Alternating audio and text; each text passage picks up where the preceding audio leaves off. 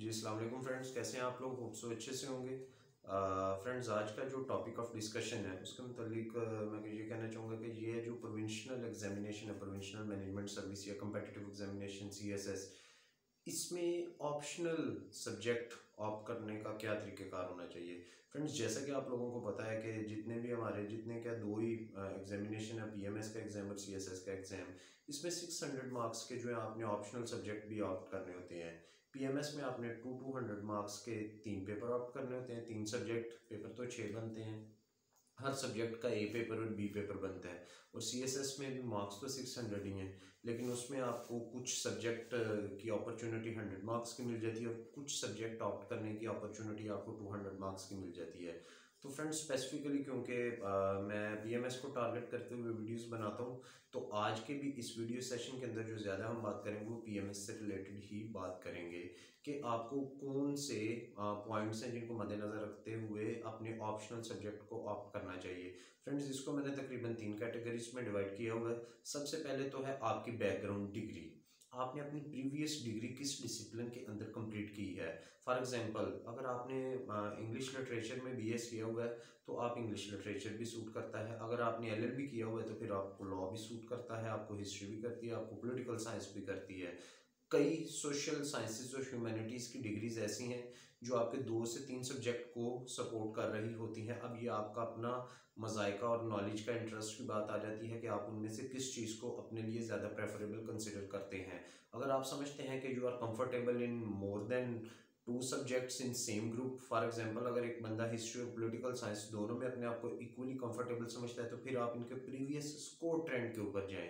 आप देखें कि आया कि हिस्ट्री ज़्यादा स्कोरिंग रही है या पॉलिटिकल साइंस ज़्यादा स्कोरिंग रही है।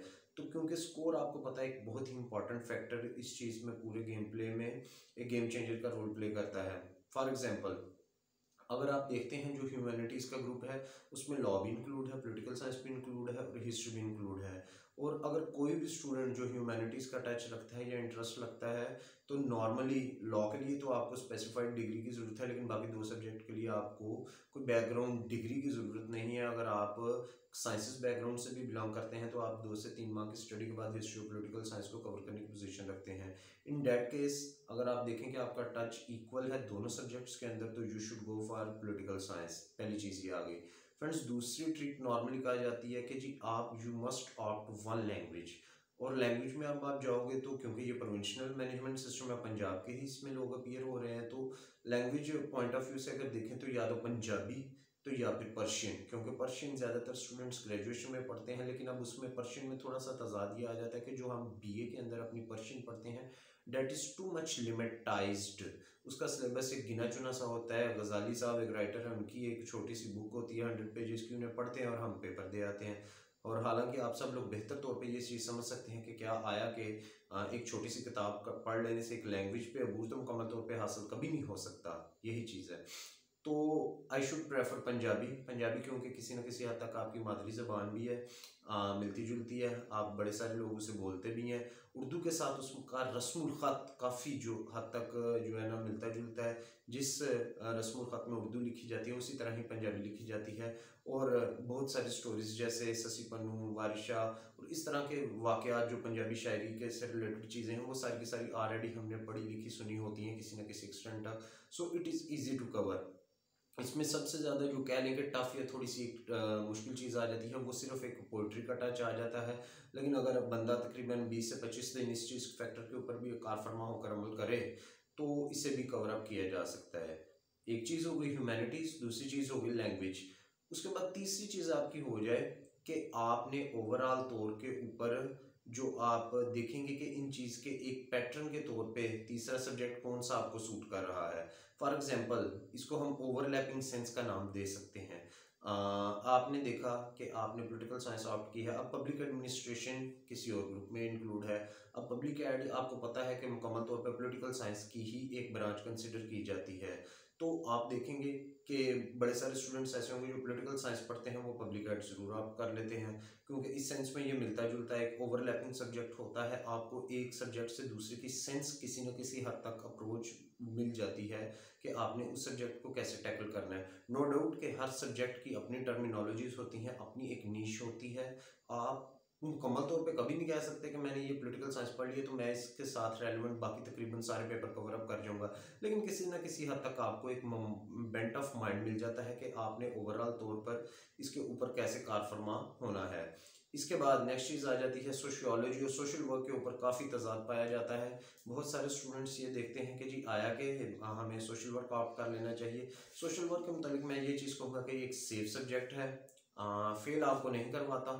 अगर आप थिंकिंग यू आर थिंकिंग कि आपके पास टाइम शॉर्ट है और it is tough to make preparation in that particular limited time, तो फिर आप उसे ऑप्ट कर ही लें, लेकिन अच्छे क्वालिटी कंटेंट के साथ ऑप्ट करें। मैं अपनी आने वाली नेक्स्ट वीडियो के अंदर ये ज़रूर बताऊंगा कि आया कि इसके लिए कौन सी प्रॉपर बुक्स हैं किस सब्जेक्ट के लिए। लेकिन मैं सोशल वर्क को प्रेफर नहीं करता क्योंकि social work is not scoring. क्योंकि पिछले कुछ 2 या 3 एग्जाम्स के अंदर 2016, 17 और 19 वाले एग्जाम में एक लार्ज नंबर ऑफ पीपल ने सोशल वर्क को ऑप्ट किया, जिसकी वजह से इसकी क्रेडिबिलिटी और मार्क्स क्राइटेरियन बहुत ही कम हो चुका है। क्योंकि इसकी रीज़न ये बनती है कि आप देखेंगे कि अगर एक बंदा ऑप्ट कर रहा है तो वो भी 2-3 बुक्स पढ़ के ऑप्ट कर रहा है, एक बंदा एक बुक पढ़ के ऑप्ट कर रहा है। अब अगर 15 से 20 हज़ार लोगों ने एक ही सब्जेक्ट ऑप्ट किया हुआ है तो जो एग्जामिनर है वो भी चेक करके ड्यूरिंग द एग्ज़ाम जब वो पेपर चेक करेगा तो वो फील करेगा कि जो मटेरियल है वो बहुत ज़्यादा रेपिटेशन कंटेंट के तौर पर आपके सामने आ रहा है। तो फिर वो एक एवरेज मार्क्स की एक लड़ी लगा देगा जो कंटिन्यूसली चलती जाएगी। So in that sense I should prefer sociology. Sociology की कोर्स आउटलाइन तो थोड़ी ज़्यादा लंबी ज़रूर है, लेकिन अगर देखा जाए तो किसी ना किसी सेंस में वो बहुत ज़्यादा स्कोरिंग और बेनिफिटेड भी है। और अगर आप टॉपर्स की डीएमसी उठा के देखेंगे तो मोस्टली स्टूडेंट इसके लिए जाते हैं। Geography is a good subject, थोड़ा सा टेक्निकल ज़रूर है, लेकिन अगर इस पॉइंट ऑफ व्यू से देखा जाए, लेकिन स्कोरिंग है। पेपर को अगर आपको ऑप्ट करने का तरीका आता है तो आप इसको अच्छी तरह से टैकल कर सकते हैं। तो फ्रेंड्स ये कुछ जनरल सब्जेक्ट्स है। इसके अलावा अगर आपकी डिग्री किसी सब्जेक्ट में, for example you have did BS chemistry, physics, anything else science subject, तो you should go for that. क्योंकि अगर आप कोर्स आउटलाइन देखते हैं और आप देखते हैं कि आपने अपनी ग्रेजुएशन और मास्टर्स में उसका खातर खा हिस्सा 70-80% ऑलरेडी आप कवर अप कर चुके हैं, तो फिर आप उसको ऑप्ट कर सकते हैं। तो फिर आपका ये जनरल तौर पर बहुत ही अच्छा कॉम्बिनेशन बन सकता है। मेरी ये वीडियो ज़्यादातर टारगेटेड उन ऑडियंस के लिए थी कि जो ह्यूमैनिटीज़ और सोशल बैकग्राउंड से की हुई डिग्री उन्होंने ऑलरेडी अपनी डिग्री पास की होती है। इसके बाद एक लास्ट फैक्टर जिस पे मैं नज़र दौड़ाना चाहूँगा कि स्कोरिंग फैक्टर आपने ज़रूर मेंटेन करना है। स्कोरिंग फैक्टर से मुराद एक ऐसी चीज़ है कि आप देखते हैं कि लास्ट टाइम जो पीपीएससी ने अपना एग्ज़ाम कंडक्ट किया होता है कि उसके मुतालिक वो बता भी देते हैं अपने सारे क्वाइफ और अपनी सारी शुमारियात जो है अपनी वेबसाइट के ऊपर एक रसाले की फॉर्म में अपलोड कर देते हैं, जिसमें वो क्लियरली मेंशन करते हैं कि किस सब्जेक्ट में कितने लोग पास हुए, कितने लोगों ने 100 से 110 के दरमियान मार्क्स स्कोर किए, कितनों ने 110 से 120 और 120 से 140 तक स्कोर किए। तो आपको बड़ी अच्छी तरह से किसी सब्जेक्ट के मार्क्स की अच्छी परसेंटेज का अंदाज़ा हो जाता है कि आया कि हम एक अच्छी तैयारी करने के बाद इसमें 130-140 तक का स्कोर अचीव कर सकते हैं कि नहीं कर सकते। तो फ्रेंड्स ये कुछ सर्टन पहलू थे जिनको आप मद्देनज़र रखते हुए अपने एग्ज़ाम की तैयारी को बरूह कार ला सकते हैं। इंशाल्लाह अगर इनमें से कुछ फैक्टर रह गए हुए तो उनको हम कमेंट में आप उन्हें मेंशन कर दीजिएगा। तो नेक्स्ट हम किसी वीडियो के अंदर एक प्रॉपर राय के तौर पर किसी अपने गेस्ट स्पीकर को इनवाइट करेंगे, उनसे इन सब चीज़ों को क्वेश्चन का जवाब ले लेंगे। अल्लाह निगहबान, शुक्रिया।